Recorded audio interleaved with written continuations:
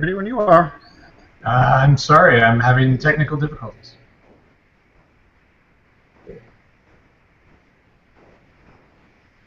I do not see myself. Hi. Welcome to the All Analytics Hangout. I'm your community editor, David Wagner, and this is the All Analytics West headquarters, which also doubles as my child's playroom in the afternoon. I'm joined by James Connolly, our editor-in-chief, who's going to co-host the show for me today. Welcome, everyone.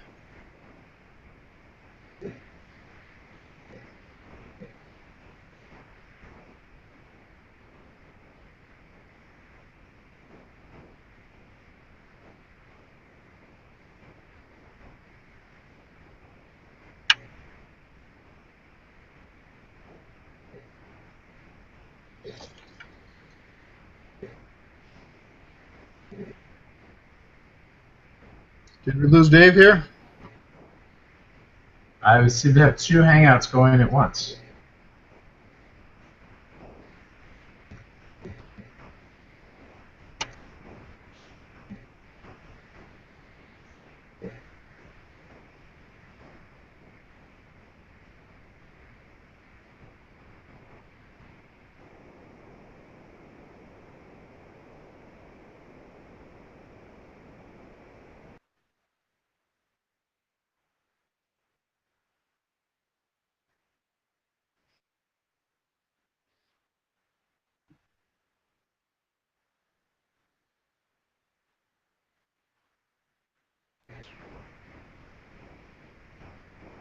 Hi, Jim. Am I here? You're there, yep. I see you okay. Sorry for whatever is happening here. Sorry for the technical difficulties. But I think we're all okay now. Okay. So let's start over again, just so anybody didn't see the first one. I'm David Wagner, community editor of A2. Welcome to our Google Hangout. This is A2 Headquarters West. I'm joined on A2 Headquarters East by editor-in-chief Jim Connolly.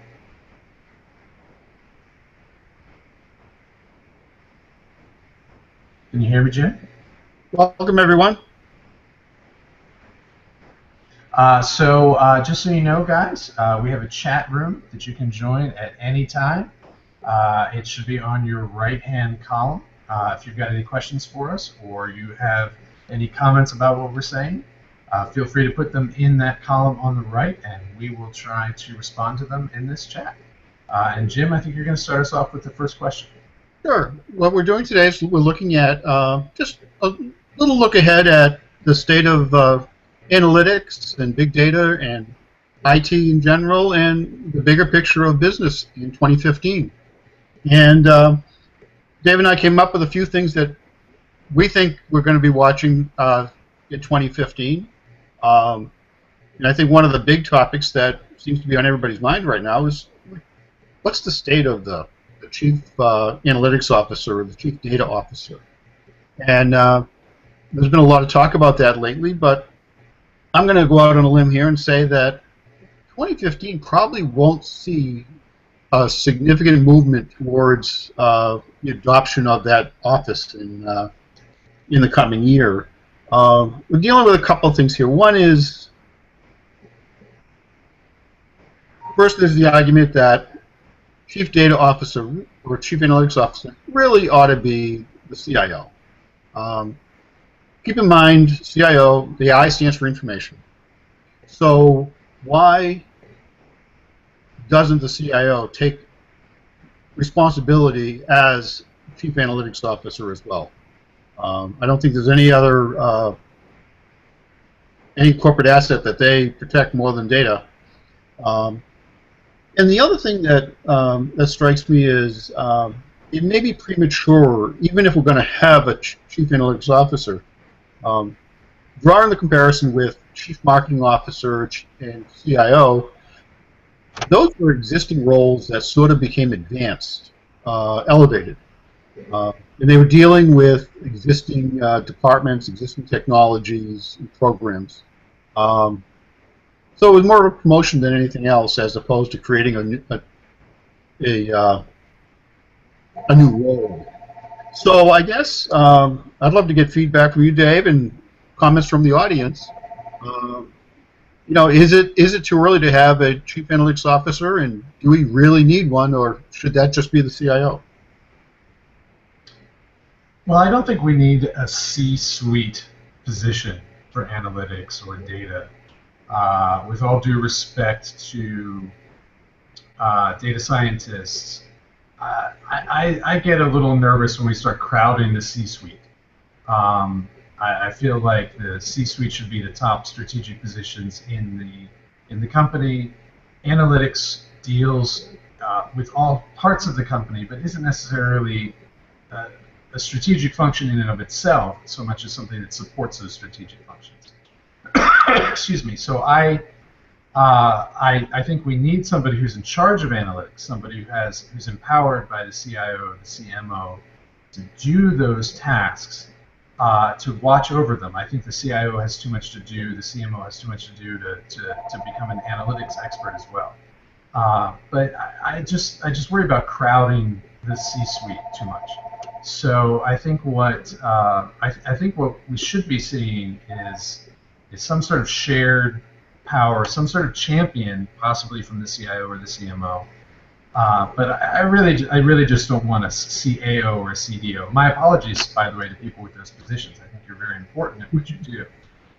It's just not necessary, I think, I mean, we have chief vision officers and chief innovation officers. We have all these things coming up the C-suite, and really when we're using them, we're trying to say, this is important to us. We shouldn't have to add a C to somebody's name, just to somebody's title, just to say that this function is important to us. Right. I think what we do need, though, is a growth path off the analytics team into a broader, let's say, really more powerful position. Somebody who could drive the recognition of data and drive data-based decisions throughout the organization. I definitely don't disagree with you. I'm not 100% convinced it takes a C to do that. And I also just generally question the idea that power comes with title. It seems to me that if you want real power for data analytics, what you really need is a CEO that buys into the idea that data is important. Right, and a CIO as well, because if the CIO doesn't recognize it, then you should have a new CIO. Definitely, yes. If the CIO doesn't champion data analytics at this point, there's no point in being a CIO. I'd like to throw out something a little more offbeat, and that is this wave of fitness apps that we're seeing, and fitness devices and wearable computers. I was in Staples last week, and there's like a whole aisle of fitness devices now. Not just the bands, but all the things that they feed into, and the watches and everything else. I wonder if this is going to go, if we're going to have a little bit of a bubble when it comes to fitness devices next year. You're going to find that people who want them have already bought them and they're done. You see a lot of people who maybe just won't bother anymore. What comes to mind is Google Glass. I don't recall the last time I've even heard anybody mention Google Glass, so I've done it here. 3-4 months ago, that was the way to go, and it seems to have basically hit a wall. So while there's a role for fitness devices and wearables, did it really ramp up a little too fast, and maybe is ready to hit a little bit of a bubble and come back down to earth? I think you're right. There's going to be a little bit of a bubble. I've seen Nike and a few other companies are already starting to scale back or limit some of their offerings because they weren't successful. They're very expensive. Nike unfortunately had a lot of layoffs in their wearables section, and I thought Nike had a really good option, so that's kind of scary. On the other hand, I think what happened is that wearables came just a little too late and a little too early at the same time.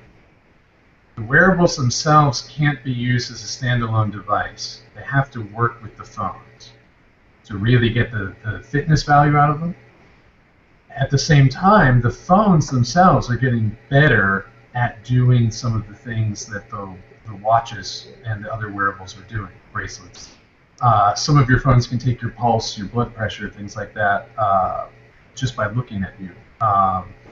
And they can monitor your steps through GPS, things like that. So a lot of the things we might have wanted a wearable for, we can suddenly use our computer for. When the wearables become more sophisticated and they can become standalone devices, I think we're going to want them again. So I think it's a lull rather than necessarily a bubble. Do you see a use for Glass? I'm sorry, say again? Do you see a use for Google Glass? Personally, I love Google Glass. I would buy Google Glass if I could afford it. There's a social stigma around Google Glass that amazes me. I think just a few of the wrong users can spoil Google Glass forever. There's this perception that everybody that wears Google Glass is a pervert recording you secretly when you don't know about it. What I love about Google Glass is it gets my phone from here, the information on my phone from here up to where I'm using it, my eyes. So personally, it makes total sense to me. I mean, ultimately, what I want is a computer implanted in my brain, so I just see the heads-up display. So Google Glass to me is just genius. I prefer it significantly to watches and bracelets, but it's clear that the social jury has ruled against me, so you won't be seeing me with Google Glass anytime soon. Well, when they do that implant, I hope to get a extra long life battery with it. Well, excuse me, I assume at the point that they can do that, my heart is going to power it. But perhaps it will power my heart, which will be even better because a battery is probably healthier at this point than my heart. It could go back to the 1960s when we had self-winding watches based on your movement. You didn't have to change batteries at all. You just had to keep the thing moving. Yeah, I don't think I really want to wind my head, but if that's what it takes, I'll do it.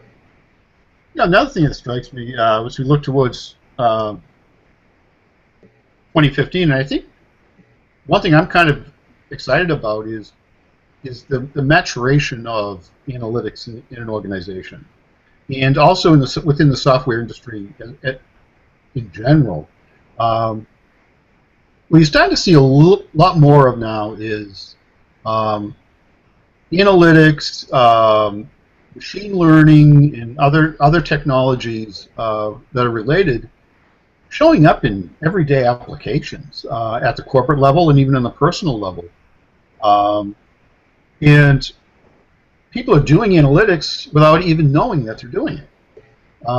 It's just part of your HR application, or it's part of your CRM application. So we talk about business unit managers and end users having to get on board with analytics. They're already doing it and they don't even know it, and I think that's kind of cool. Yeah, I think it's kind of cool, but it's also a little frightening because analytics is a really powerful tool. It's also a tool that can be used wrong. It can be used to violate somebody's privacy. It can be used to make certain assumptions about certain types of people that border on racism, for lack of a better word. Of course, we use the words demographics, but it frightens me sometimes that there's a very fine line between the two. I kind of want the analytics that our enterprises are using to be upfront, to be noticeable to the average user. I know it's easy to say, well, look how much easier it is to work in the background. You don't have to think about this. You don't have to worry about this. There's certain things that probably don't need to operate in the background, and analytics is probably one of those. I think you should probably have to make a conscious decision to use analytics when it could potentially violate somebody's privacy or allow you to make an ethical decision for your company. On the other hand, what's so great about this is that we're getting to the point where we can handle data better. And we're showing that we can handle data in a seamless way, in a comfortable way, and that I really like. Well, I guess I agree with you when it comes to, for instance, personal data. But you have to look at, look at your average travel site these days, or your search sites, even Microsoft Office, and look at the way those applications are learning from us. They're learning from our personal profile and learning from what everybody else is doing. I like to point to the example of spell check in Word or autocorrect. And if you look at where it was, say, 10, 12 years ago, it couldn't tell the words there, and from there. You have 3 different versions of it. Today, it's getting that right because it's viewing it in context. It's learning from us and what we want the word processor to do. And you compare that with, for instance, your smartphone, which, when it comes to autocorrect, isn't very smart. Like you can't use a lot of times you can't even use a contraction in a text message. So it's come a long way, I think. And then you look at something like what's more analytics based than Google search, and what that's learned about us and our behaviors and the things we're looking for, and how it does better target your search results. Well, I agree, but there are some side effects to that I'm not so pleased with. For instance, last night I used Google Now on my phone, which I think is a fantastic application, by the way, for an Android phone. It predicts what kind of news and sports information you're interested in, weather, all sorts of things. It's fantastic. But it also makes some really random decisions that are a little frightening. For instance, it puts up the Redskins score for me. I'm a Redskins fan, even though I don't like the name Redskin. I've been a Redskins fan since I was a kid. It puts up the Redskins score for me automatically on my phone, which I love. But it has now kept it there for 4 days, despite the fact that we lost on Sunday. To me, that's bad predictions, what I'm interested in looking at. And last night... What about a better football team? Well, a better football team would help, too. But last night it gave me huge numbers of really tragic pieces of news from Ferguson. And while that news is tragic and there was no escaping it, the last thing I really wanted on my phone was update after update of something horrible happening without my asking for it. I was following that news anyway. I didn't need more bad news. So we just have to be careful about how we're doing this. I'm not a big fan of, say, on a travel site, somebody sending me a sale for a flight to Miami because I flew to Miami 2 years ago. That's the kind of thing I'm really worried about. Right. Especially if you didn't like that first trip. That sort of touches onto the fourth point that I was interested in raising, and that is what's going to happen with data privacy in the year ahead. The bill that was in Congress to put some limits on the NSA came up short last week, and it's not clear that you're ever going to have any kind of what you might call an omnibus bill that will address data privacy. It maybe has to be a sort of a piecemeal type of thing, which in a political environment is always tricky. And at the same time, we have a lot of people who are ceding their privacy. They don't care who gets their data. They don't care what they put up on Facebook.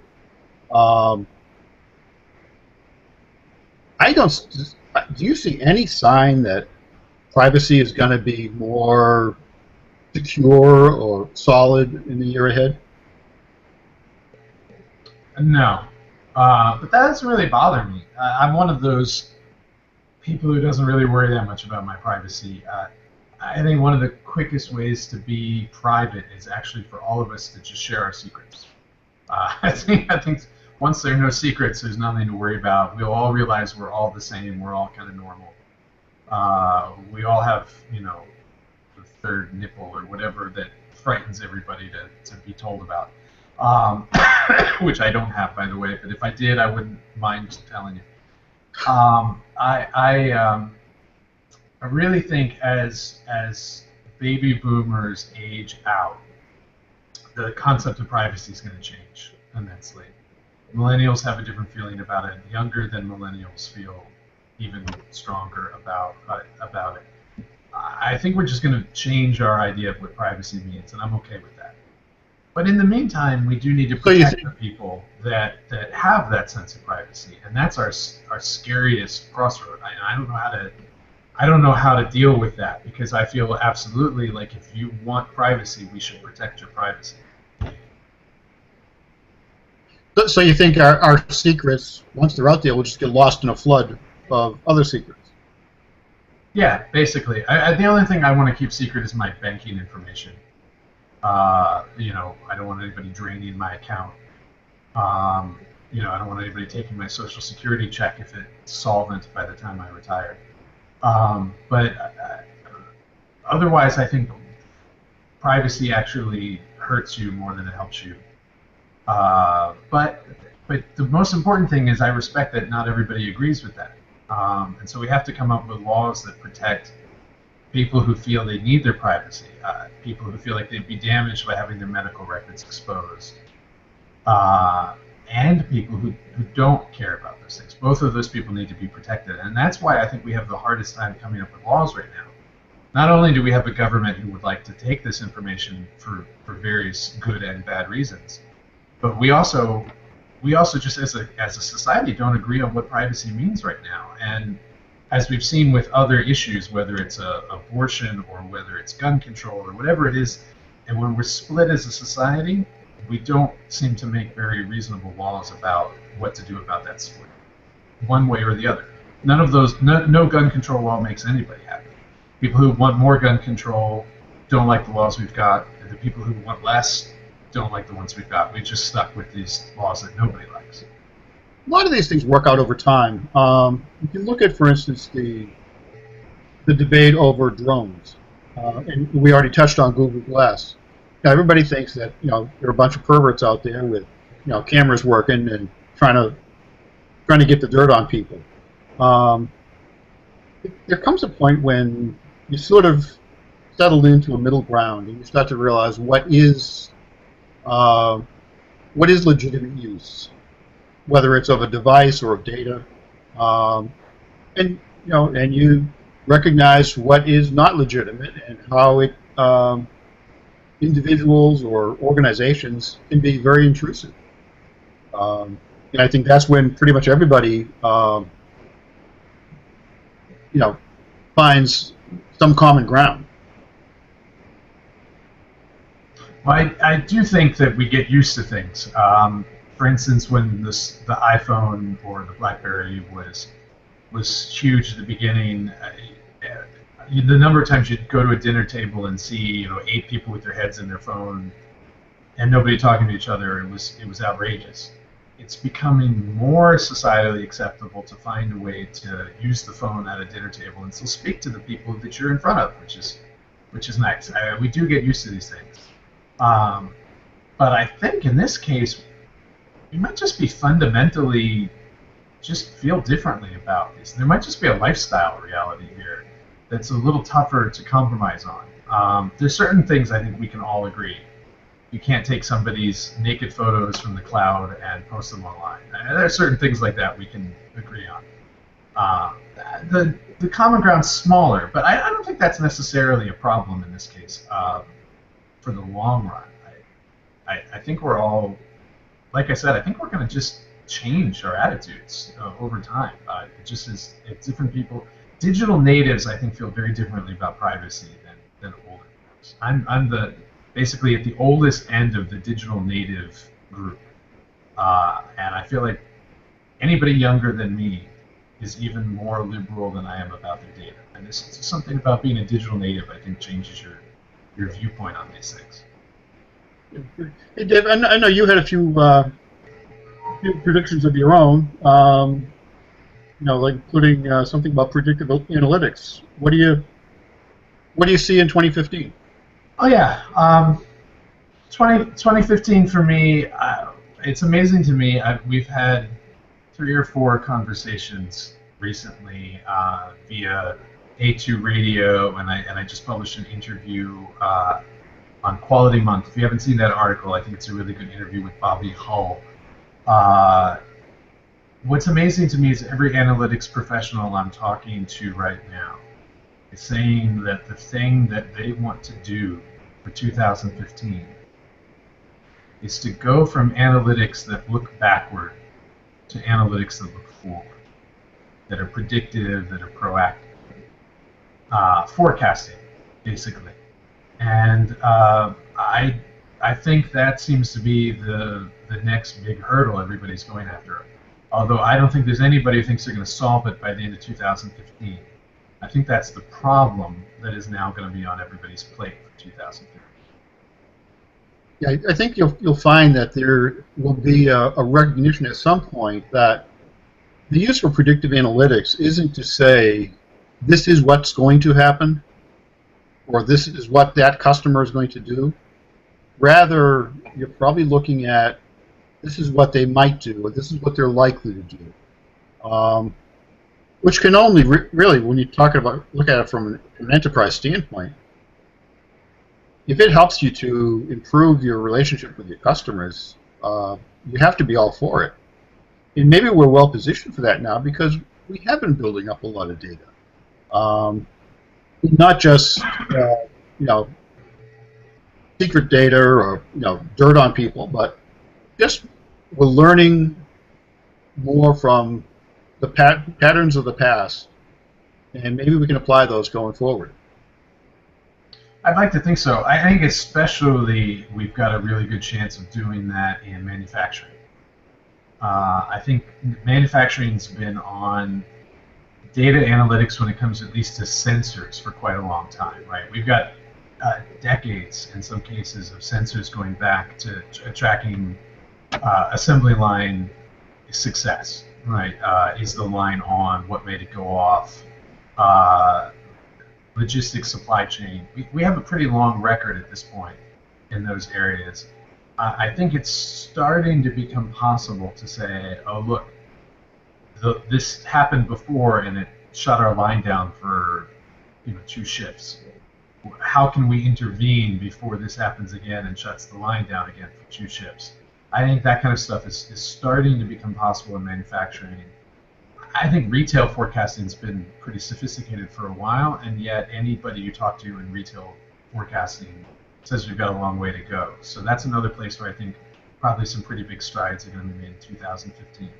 What do you see for 2015? I'm with you on the manufacturing thing, both in terms of machine maintenance and supply chain, which of course is the great bridge between retail and manufacturing.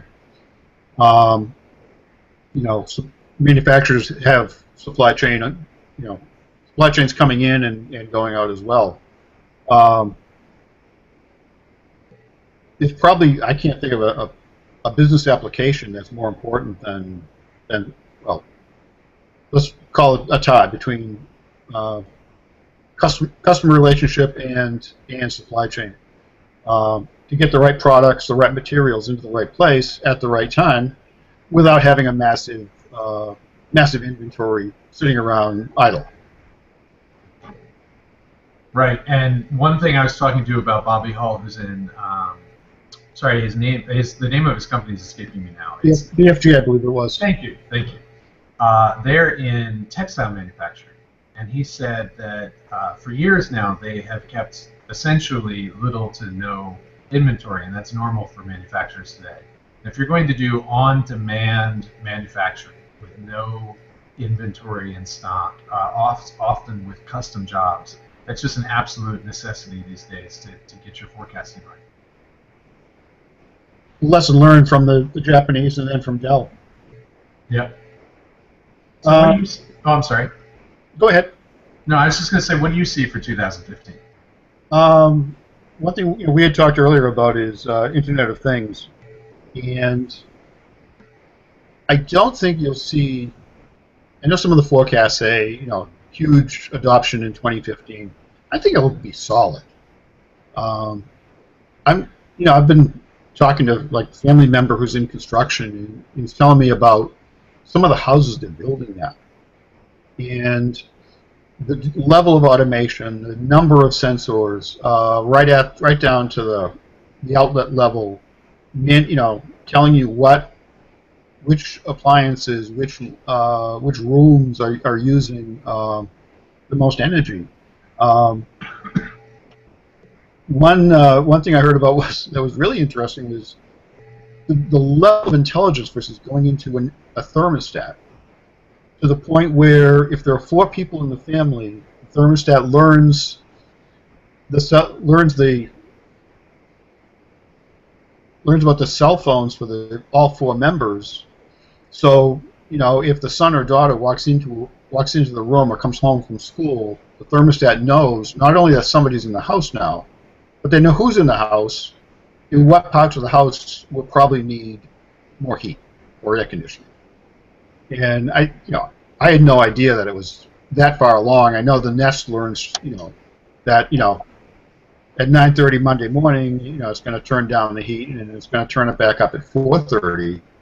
But now we're talking about you walk into a room and your heating system knows you're there. That's all pretty cool.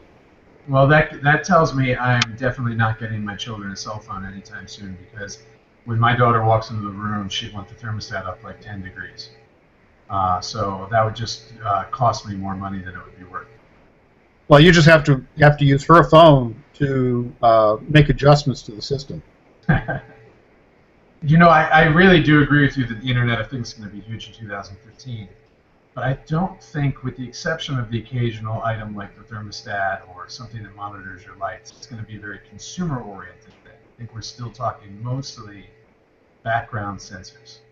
I don't think we're there yet. I was promised, I think, 4 or 5 years ago, that by now I would have a refrigerator that did my grocery shopping for me, because it would know when I was out of milk. And I would have a car that could drive and pick up the groceries without me. And then I'd have a coffee maker that can make coffee when I wanted it, even before I knew I wanted it. None of this is happening. None of it's going to happen in 2015. Very little of it's going to happen before 2020. Google claims they're going to have a self-driving car out by 2018. We'll see if they make it.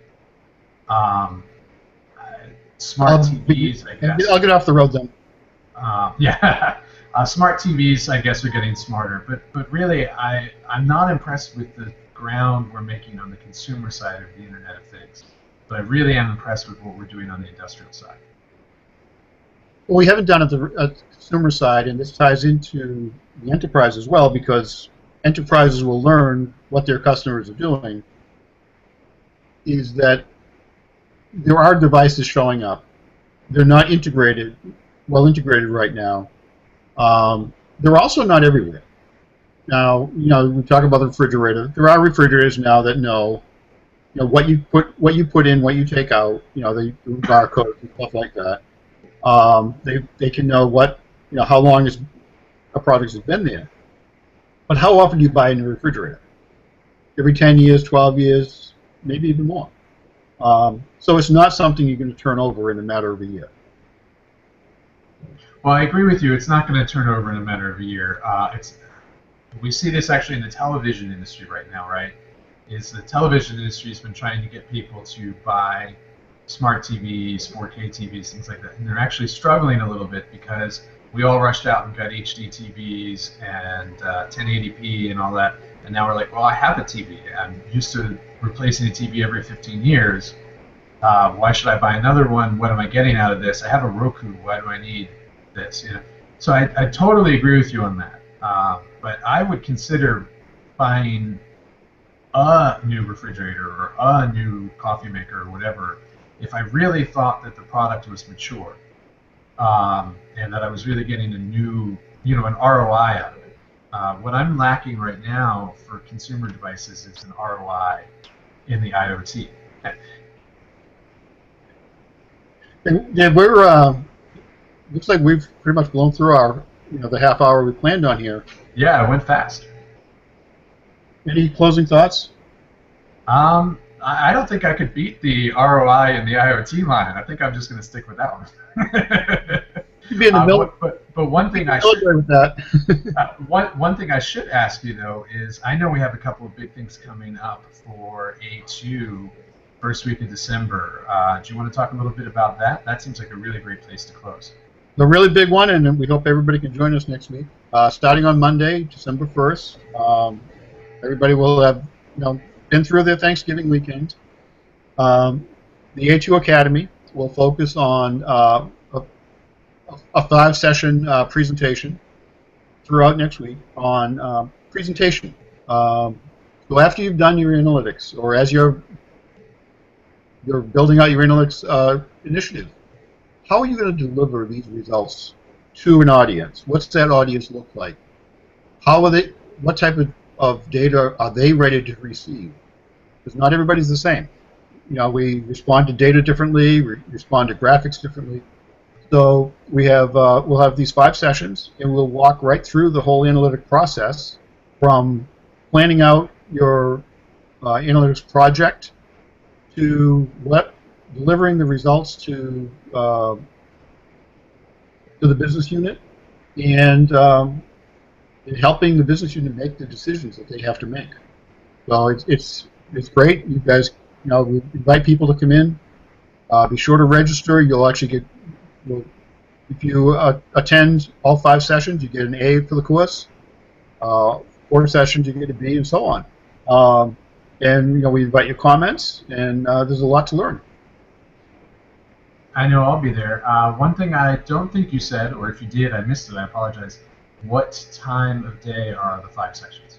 2 o'clock Eastern Time, Monday through Friday next week. Perfect. Well, with that, I think it's time to sign off. Thanks for doing this, Jim, and thanks a lot for all the A2 listeners who came out to listen. If you stumbled on us on Google+, why don't you check out allanalytics.com? There's lots of really good stuff on there from me and from Jim, from all of our community of bloggers, freelancers, professionals in the industry. Thanks a lot. Thanks, Jim. Thanks, everybody else, and have a great day. Happy Thanksgiving.